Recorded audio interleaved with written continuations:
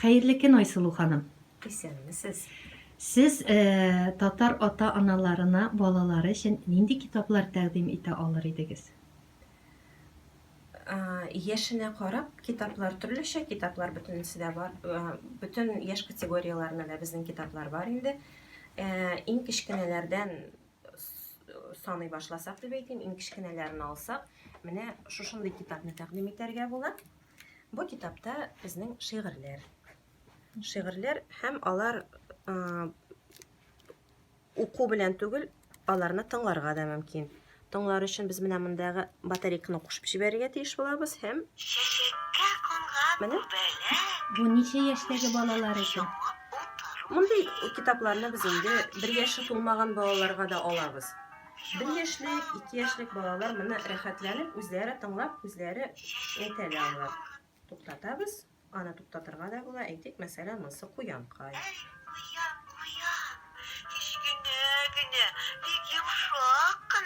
Шушындый.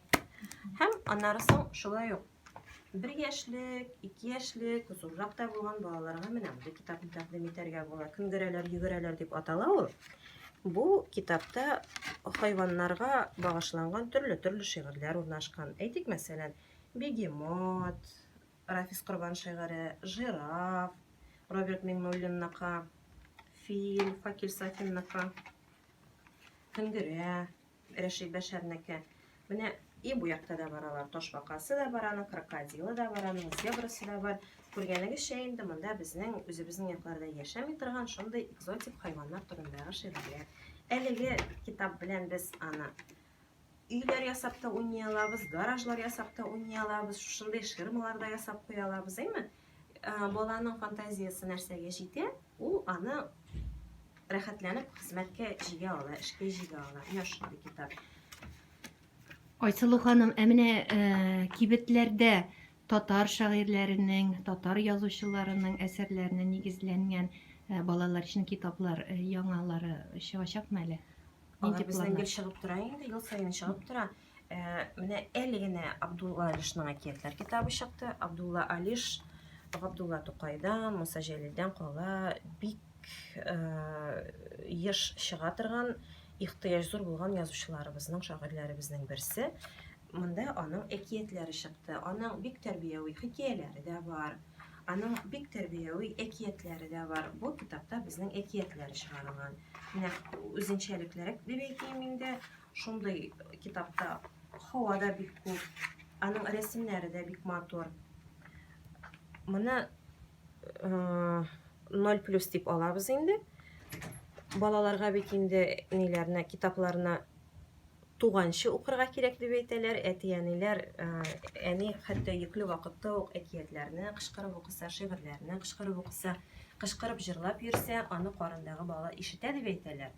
Шуңа күрә моны ярты яшьлек, 3 айлык балаларга да укырга була. Алар бик гади, бик аңлаешлы.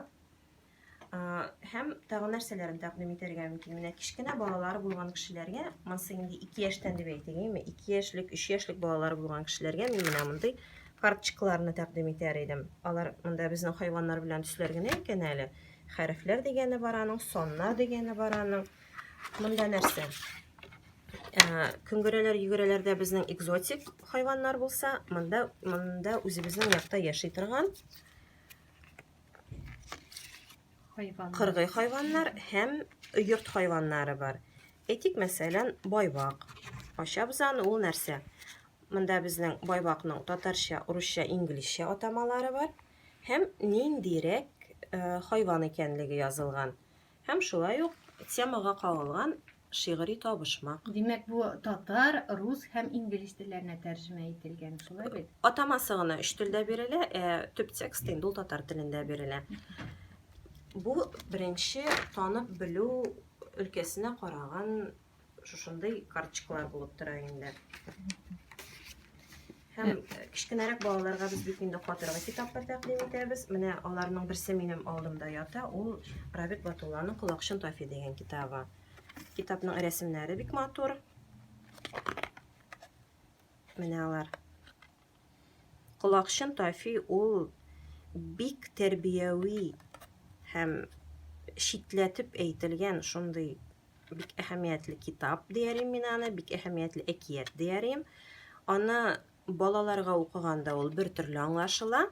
Әти-әниләрне тыңларга кирәк дигән мәгънә кала инде анда, әйме? Һәм үсеп җиткәч укыган вакытта ул бөтенләй башка төрле аңлашыла. Әлеге әкиятне без балалар әкияте дә дип атый алабыз, һәм шул ук вакытта зурлар әкияте дә дип атый алабыз. Мин моңа параллель китереп нәрсә генә әйтә алам? Әгәр дә без өйдә йөргән чагында сөйләшә башлыйбыз икән инде, башка телдәге сүзләр чыгып кирип китә икән безнең сөйләмебезгә, мин үзебезнең балаларга әйтәм инде. Синең песиләрнең этләрчә сөйләшкәнен ишеткәнең бармы дип? Менә шул яктан караганда бу әкият безнең бик файдалы булачак. Һәм балалар өчен тагын нәрсәләр тәкъдим итәргә була? Менә әти-әниләрнең үзләренә мин менә бу китапны тәкъдим итәр идем. Бу китап балалар өчен кызык түгел. Кызык түгел кайсы яктан? Аның рәсемнәре юк. Монда бер нинди рәсем дә юк. Бу хрестоматия. Ләкин әгәр дә безнең әти-әниләр балаларына китапка мәхәббәт тәрбияләргә телиләр икән, бу китап алар өчен көн сайын көндәлек ярдәмче була. Без нәрсә эшли идек? Без көн сайын кич белән укырга йокларга ятар алдыннан без китап укый идек. Әкиятләр, төрле хикәяләр, ул берничә шигырь булырга мөмкин. Балалар шуңа күнегәләр һәм кичке мультфильм урынына яки кич белән карый торган берәр нинди тапшыру урынына телевизордан алар көтеп яталар шушы китапны укыганны. Әлеге китапта безнең шундый кызыклы гына бүленеш, анда 2 яшькә кадәрге балалар өчен төрле авторларыбыз әсәрләреннән, төрле халык авыз иҗаты әсәрләреннән алып, анда безнең тәрҗемә әсәрләр дә бар, әйме? 4-5 яшьлекләр өчен аерым, 6-7 яшьлекләр өчен аерым тәкъдим ителә торган шундый әсәрләр исемлеге бар. Бу инде әти-әниләр өчен зур ярдәмлек була ала. Әйтик, мәсәлән, безнең әле 1 яшь тулмаган балалар бар икән, без аларга нәрсә укый алабыз? Без аларга төрле такмаклар укый алабыз, әйме? Төрле әкиятләр, әйтик, мәсәлән, Шалкан әкияте. Шалкан әкияте нәрсә белән? Ул урыс халык әкияте.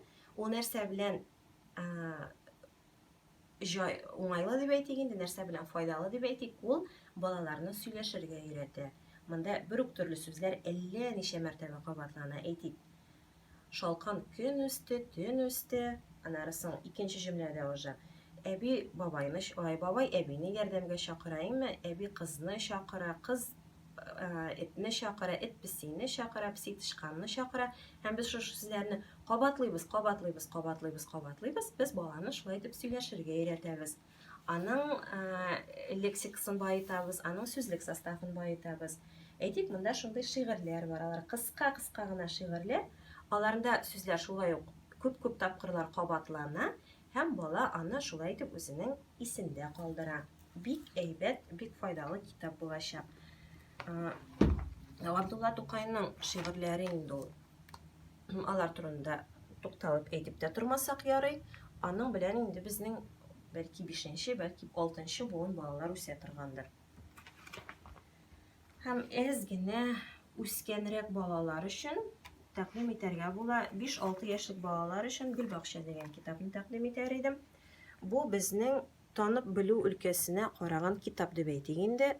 Бу китапка шигырьләр, бу китапка хикәяләр кергән. Ул хикәяләр бер кичкенә кыз турында. Ул кичкенә кыз үзенең бакчада күргәннәрен, табигатьтә күргәннәрен башкалар белән дә бүлешә. Һәм тагын бер әйберсе, үзенчәлекле әйберсе, әлеге китапның тышлыгы панорама рәвешендә ачыла. Һәм аның үзенчәлеге нәрсәдә? Әйтик, мәсәлән, без хикәянең менә бу битенә хәтлек килеп җиттек. Һәм монда безнең шушындый полоска бар, әйме? Шушындый полоска белән без чыгабыз тышлыкка. Анда әлеге хикәядә телгә алынган чәчәкләрнең рәсемнәре бирелә. Бу тышлык безнең өстәмә мәгълүмат бирә балаларга. Әйтик, мәсәлән, бу якында ачып карыйбыз. бу якында ачып карыйбыз. Безнең монда менә шу битне ачыйк әле. Ул сәер төш дип атала. Монда безнең планеталар турында сүз бара. Монда әлбәттә бер генә планета турында сүз, Сатурн планетасы турында гына име. Монда күчкәчтен инде баланың бит инде сораулар туарга мөмкин. Тагын нинди планеталар була микән дип, монда без бөтенесе белән дә танышабыз. Менә шушындыйрак китап. Аннары соң күп кенә гаиләләрдә бит инде безнең тел татарча ачылмый, урысча ачыла, балаларны татарча өйрәтергә кирәк дип әйтәбез. Менә монда китап бар, укыйбыз, сөйлибез, сөйләшәбез дип атала ул. Ул безнең татар телен өйрәнгән чагында ярдәмлек булырлык китап. Николай Максимов дигән галим бар бит инде безнең. Ул галимебез тел өйрәтү буенча үзенең технологиясын булдырган кеше. Һәм менә шул технологиягә нигезләнгән, сөйләм калыплары дигән технологиягә нигезләнгән, монда балаларга сорау бирер өчен, җөмләләр төзер өчен шундый калыплар ясалган. Менә шушы шигырьне укып, шушы шигырь нигезендә калыплар ясап, без сөйләшергә өйрәнәбез. Бу балаларның үзләренә генә түгел, аларның шәһәр шартларында үсеп, телләре урысча ачылып, яки татарчаларын оныта башлаган әти-әниләрнең үзләре өчен дә файдалы булырга мөмкин. Айсылу ханым, димәк, безнең ата-аналар теләкләре булса, китап кибетләрендә үзләре теләгән балалар китапларын сатып ала алалар. Әлбәттә, монда без әле күрсәтәбез Татарстан китап нәшриятында чыккан китапларны гына. Безнең нәшриятлар бик күп. Безнең дәүләтнеке булмаган нәшриятлар бар. Безнең шәхси нәшриятлар бар. Аларда да балалар өчен китаплар шактый күп чыга дип беләм. Бары тик эзләргә генә кирәк.